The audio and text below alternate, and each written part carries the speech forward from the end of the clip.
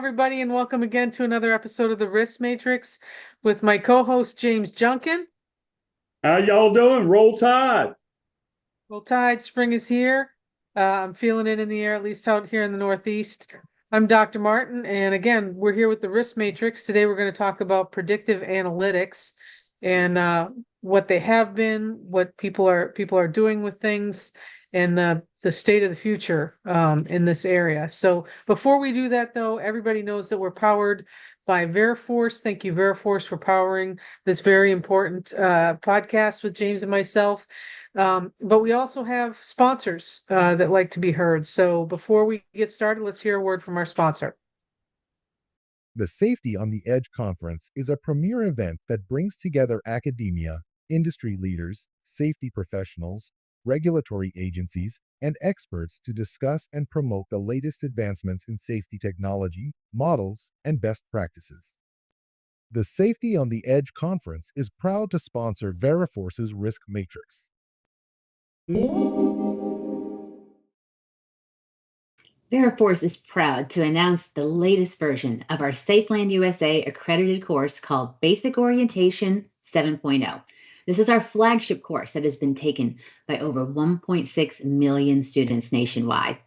The newest version of this course is shorter than the last version, with condensed training and updated multimedia, but it still includes the same topics as previous courses. As always, the Safeland orientation remains with this employee through the career. It eliminates the redundancy of multiple orientations, and it stores all the training records in a single centralized database for everyone to use. Also, we offer two solutions for getting the training. You can either seek out Safeland training from one of our third-party providers, or you can send one of your instructors through our Train the Trainer program to teach your own employees. If you're interested in learning more, please contact our training sales department at 888-482-9101. That's 888-482-9101, or you can email us at trainingsales@veriforce.com. Hey, and we're back. There we go. And thank you to our sponsor for carrying us through this episode, James. We're going to talk about predictive analytics. Let's do it. Well, AI went from something that was conceptual, although machine learning's been around for a little while, to now it's dominating the conversation of everybody in every aspect of business, and particularly now filtering down to safety. Every application I got on my phone has some sort of AI assistant. I know I fired up my laptop yesterday, and all of a sudden my browser now has Copilot. I don't know how to use it, but I have it. I can talk to it. So it was just natural for this evolution of artificial intelligence to get down to bringing how can AI and predictive analytics work together. And there's been this talk about predictive analytics for many years in occupational safety and health, and what the role could be, and particularly related to determining risk and risk within a contractor management type situation, right? So can we predict, based on data points, which contractors performing the same task represent a higher level of risk, and use AI to do it? So, I think from you're getting an area where you're talking about statistical algorithms that's a little bit beyond my expertise, right? But it's the idea, can we determine which activities are the riskiest and which most likely contractors that we hire are going to represent a unacceptable risk using AI? So I have some opinions on this. As you know, I always have opinions, right? I think that we've done a good job of predicting where the risk will be just without AI, right? We know from experience, mine in experience in construction, yours in oil and gas, two of the higher risk industries, although we work in others, but those two especially. We know what causes risk, right? Now, risk for a certain company or a certain sector, that's different, right? Then we have to look a little bit more granular at what their risk portfolio is. But in general, if we look deeply enough, just on a manual level or on an everyday kind of what we do in safety kind of level, we can quote unquote predict where the biggest risk lies. The problem with using quote unquote a data set, right, to help us predict within a company is your data is only so good as the amount of data that you have and the quality of data that you have. Okay. So I think the biggest problem here with trying to predict something, especially like within a company, like let's say we take a huge company like a Shell or a BP, right? They have oodles and oodles of data, right? And they can probably gather oodles and oodles of data, but the refining of that data to a point where they can actually predict something is a heavy lift. Okay. You take a smaller company, you have less data, you might be able to refine it better, but you don't have enough data to predict with certainty that something's going to be bigger or smaller or perhaps sooner or later. So that's just my take on this is I don't think we may have AI, but you know, garbage in, garbage out, right? Well, I agree with that 100%. And, predicting what human beings will do in a given moment, in a given situation is a shot in the dark. I mean, I know we've talked about in previous podcasts with other guests about, hey, could you create a psychological profile of who's going to be your biggest risk takers based on their personality characteristics and all these things? And, maybe, but you still, I don't think we've gotten to the point where we can say that Jim Smith or Susan Smith on third shift at 2 a.m. and next Thursday is going to make a fatal error, right? That technology does not exist. But what I think AI can do and predictive analytics can do is take things like your historical data. Now, bad things happen sometimes to good companies. And so because past failures may not indicate future failures, all right, you have to take into consideration what mitigations, what lessons learned, corrective actions that have come in to play. I know companies that have fatalities, and we're really good at making moral judgments about companies that have a fatality. And I think you can't paint with a broad brush. I mean, it's a case by case basis. I've seen companies that are not very committed to safety run on for a long time and not have any major incidents. I've seen companies that have spent millions of dollars in their safety program, and then a barrier broke down or they didn't anticipate this, and next thing we know, we've got a serious injury or fatality. Bad things can happen to good companies. But certainly historical performance data is something that we look at Veriforce when determining contractor selection. Now, just because in the past you didn't have an incident doesn't mean you're not going to have one in the future. So to your point, to get to that type of granular level, I think really takes a tremendous amount of data collection. And so in order to do that, I think you have to look for a program such as one they're using at Veriforce for AI predictive analytics, because most companies are not going to have those type of resources anyway, right? So back to what you talked about, garbage in, garbage out. And what are we asking it to predict? What are we asking the predictive analytics to predict? If we're asking it to predict what a human being is going to do on third shift 3 months from now, that's not going to happen. Hollowell and that group at the Construction Safety Research Alliance did an outstanding study about looking at total recordable injury rates as a predictor of future injuries. And without going back and restating their study, what they found is it's coin toss. It's coin toss. Predicts nothing. If you have 10 years worth of data 50% of the time you can predict that that company might have a recordable injury. So it's a coin toss. Yes, they're going to have one, or no, they're not. So have we really improved by looking at lagging indicators like total recordable injury rates? But that's only one data point of a historical performance data, right? You know, all those near miss reports, audits, things of that nature can help feed into a predictive analytics score. But I think you got to ask, what first question is, what are we predicting? Well, I think, what are you predicting, right? And I think that the algorithm is much more complex than we're equipped to handle at this point. I think a lot of people play around with it. I think the Construction Safety Research Alliances have played around with that.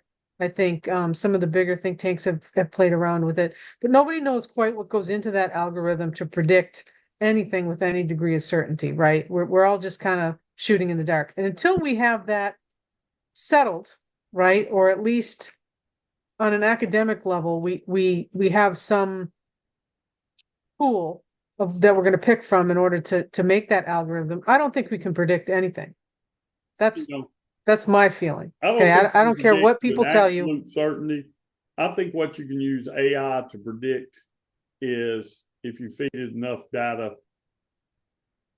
representative risk, but not to a certainty. Okay, what do you mean by representative risk? So I'm able to look at, what does this company's task, what do they perform, right? So they're a high risk company. Well, do they have documented training? Oh, they don't? Well, that represents a risk, right? Oh, they've got documented training. Have we dug deep enough to see if that training actually meets regulatory guidance? Is there competency-based training that goes along with that? What's the qualifications of the instructors? You know, we're digging deeper into the actual safety management system of an organization. The more data you have, the more likely we're to predict it. Now, that doesn't mean that an organization that has a really good safety management system cannot have a horrifying incident. You know, back to my experience with BP. Back in 2010 with the BP oil spill. We're coming up on the anniversary of that once again. BP spent billions of dollars in their safety management system in response to the incident that happened at Texas City. I don't think anybody would say that was in the industry at the time that BP was a maverick, they were reckless, they were unsafe. That incident certainly was not predicted. And that incident that happened with the Deepwater Horizon was really a culmination of everything James Reason talked about in the Swiss cheese model. You take any of those decisions in isolation, that thing doesn't happen. So I wouldn't call BP an unsafe company, because we worked with BP at that time and they had very, very high standards. So could you predict that from an predictive analytics? I don't think so. Bad things can happen. You can predict that from a common sense. James, you can predict from a common sense that a company doing risky activities year over year after year with billions of dollars invested in work all over the world, that they're going to have some catastrophic event. Okay. You can't reduce risk to zero, but I can do that without an algorithm. I can predict that, right? I can predict that's going to happen. I think you can too. Well, I think most of us can, but I think where it really comes down to on a granular scale, what data points are we collecting? I mean, anecdotally, I can look at two companies and say, I think this one represents a higher risk than the other one. But on a higher level, you know, predictive analytics. But that doesn't help you pinpoint the risk. I think predictive analytics can help people organize data to be able to determine which companies represent a greater risk. Now, risk is not certain, right? There's a risk if I cross that road that a truck hauling hogs from Corinth, Mississippi could smash me, right?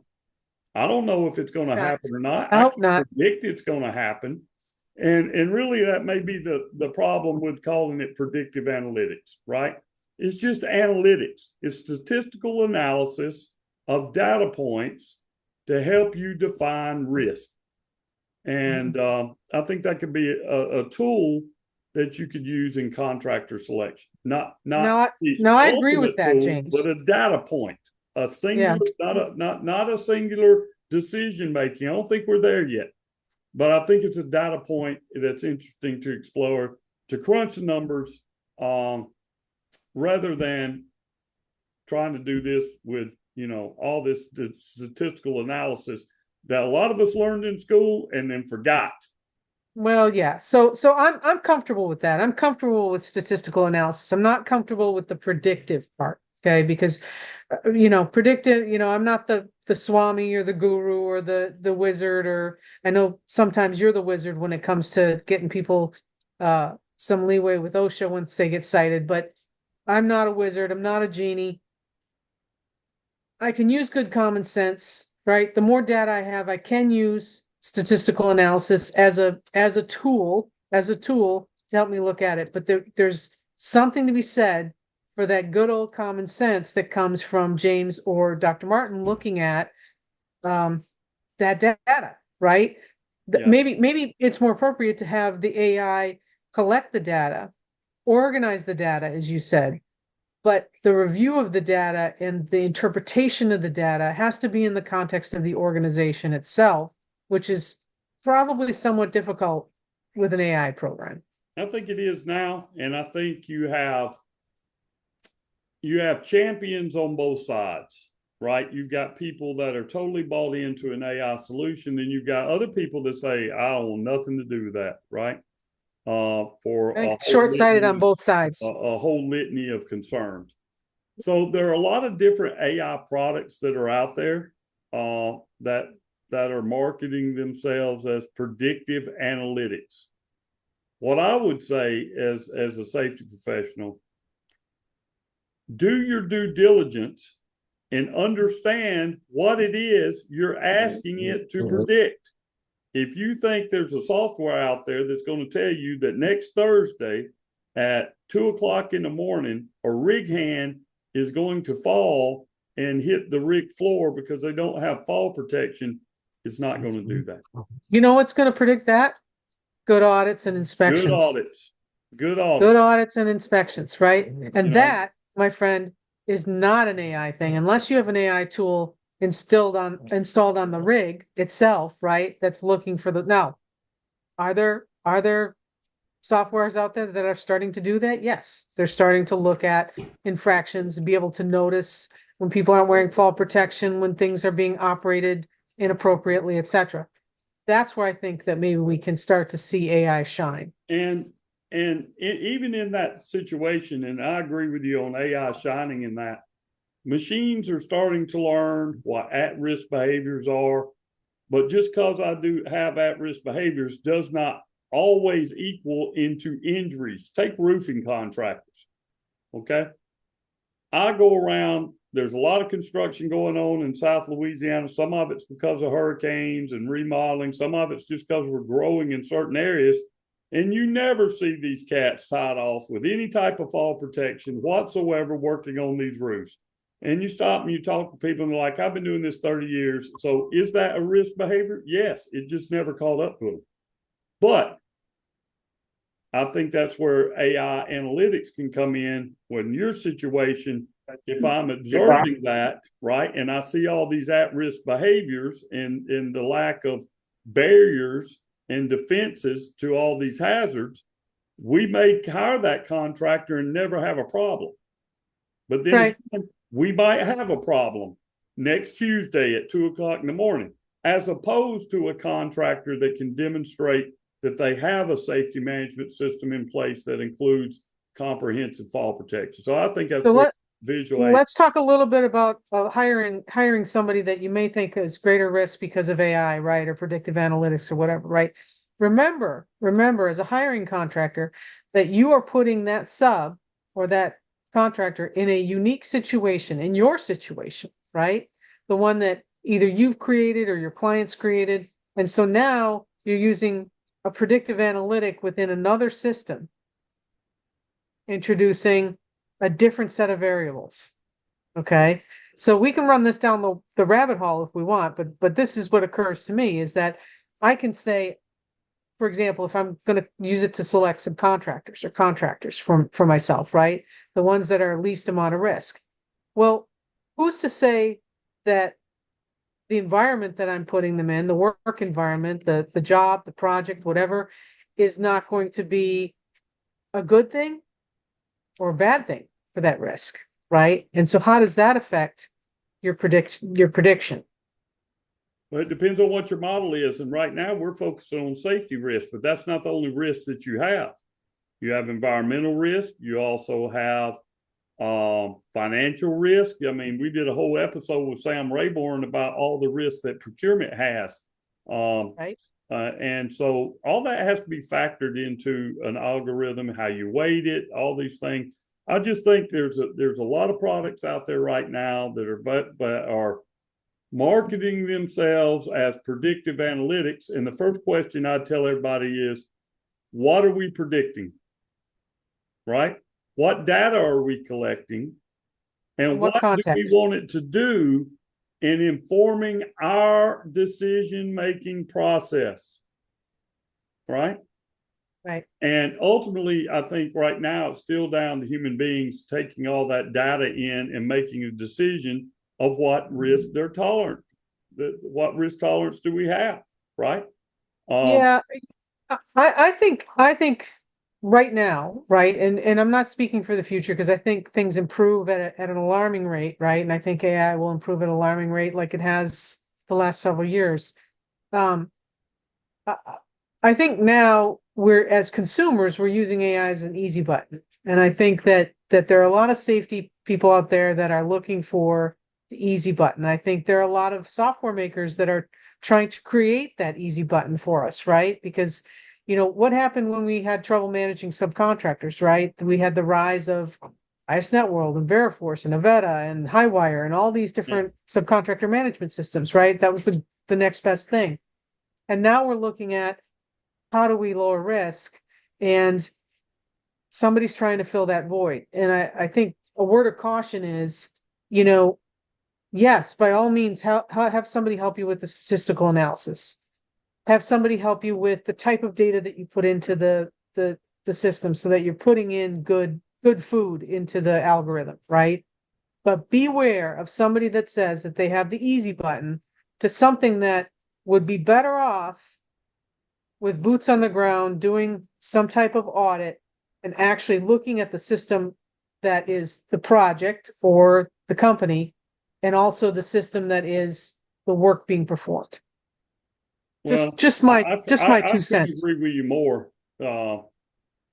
I think of it as a tool in the toolbox. It's a tool in the toolbox. I got a lot of tools in my toolbox. I'm not over reliant on any tool. Don't use that wrench, the hammer and nail. When we do audits, for example, deep dive contractor assessments at Veriforce, always write at the time of the audit or at the time of the assessment, because all that is a point in time that we looked at things. It may have changed and they put corrective actions in abatement or mitigation after the assessment. They may have it and they didn't apply it or send it to me during the assessment. At the time of the assessment, a point in time, right? Right. Think of that as a tool in our toolbox. So is an audit the end all be all of everything? No, it's a point in time in which we did an evaluation. This is what we saw. Things may change. They can get better, they can get worse. The one thing they won't do is stay the same, right? So when we're looking at AI tools, and I'm not an AI guru, I'm kind of a novice on this. But I look at it as a way to analyze data for me to make a decision about risk, right? It's a way for me to not really predict the future, but to predict a risk score, if you will, with understanding it's not absolute. Bad things can happen to good companies. Bad companies can be lucky and never have 1 ounce of of problems throughout their careers. There's no easy button when it comes to safety. So what I would say to the folks that listen to us, amidst all the marketing that's out there with predictive analytics and analytic tools right now, ask, what are you wanting to predict? What data must you collect? Because the more prediction you want, the more data you need. And when you're looking down into a supply chain, a company with 50 employees, how can they collect 2 million points of data for you? Probably not. Probably not, right? So just understand what you're getting into. It's an advanced analytical tool. That's really what it is. But from a marketing standpoint, predictive analytics sounds pretty cool. But really, what are we talking about? Analyzing the data so we can make better decisions in contractor selection. Totally agree.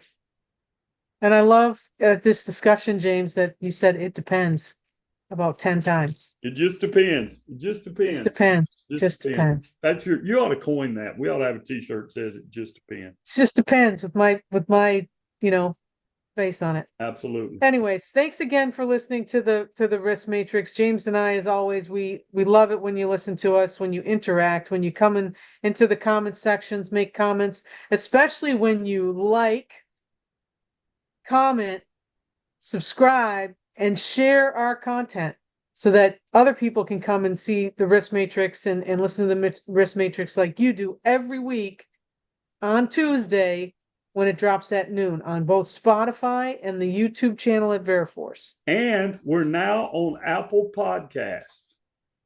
We're All now right. on Apple Podcasts. Recent episodes have been uploaded to Apple Podcasts. We're still getting the extensive library going back almost 100 episodes to be Coming also up. found on Apple Podcasts.